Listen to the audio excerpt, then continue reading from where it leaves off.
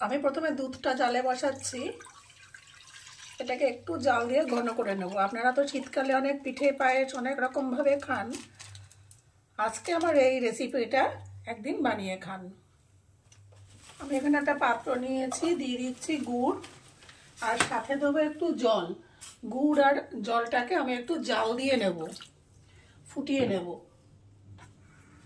গুড়টা আমি জাল দিয়ে নিয়েছি। এই যে ফেনাগুলো, এই ফেনাগুলো আমি সব তুলে নেব, তুলে ফেলে দিয়ে এই গুড়টাকে ব্যবহার করবো। এর মধ্যে অনেক নোংরা থাকে, দুধ কেটে যাওয়ার সম্ভাবনা থাকে, সেই জন্য এই ফেনাগুলো আমি ফেলে দেবো।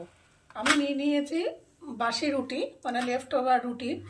এটা দিয়ে আমি বানাচ্ছি আজকের রেসিপি। আমি দিয়ে দিচ্ছি প্যানে রিফাইন্ড অয়েল। আপনারা ইচ্ছা করলে এটা ঘি দিয়ে বানাতে পারেন, বা হাফ রিফাইন্ড অয়েল হাফ ঘি দিয়েও এটা বানাতে পারেন।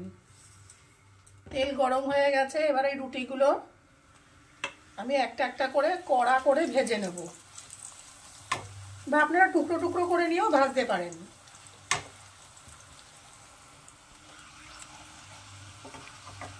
এরকম কড়া করে লাল করে আমি সব কটা এই 3টে রুটি ভেজে নেব। এবারে এই রুটিগুলোকে এরকম ভেঙে ভেঙে গুঁড়ো গুঁড়ো করে নেব। হাত দিয়েই করবো, এখানে কোনো মিক্সির ব্যবহার কিছু করব না। এরকম হাত দিয়ে গুঁড়ো গুঁড়ো করে নেব।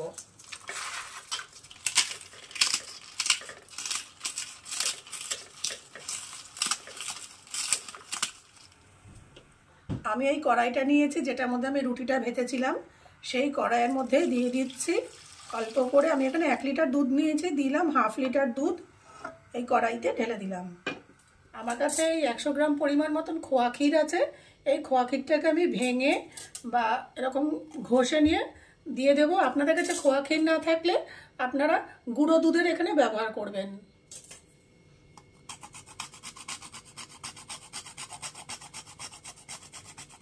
খোয়া ক্ষীরগুলো ভীষণ শক্ত, ফ্রিজে ছিল বলে আমি এরকম ভেঙে ভেঙে দিয়ে দিয়েছি, এতটা আর গুঁড়ো করতে পারিনি।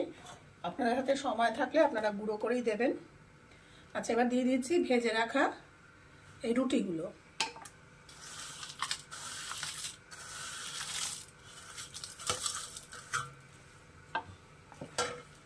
দিয়ে ভালো করে আমি নাড়তে থাকবো।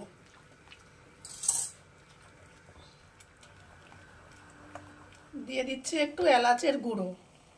এবার এর সাথে দেব জাল করে রাখা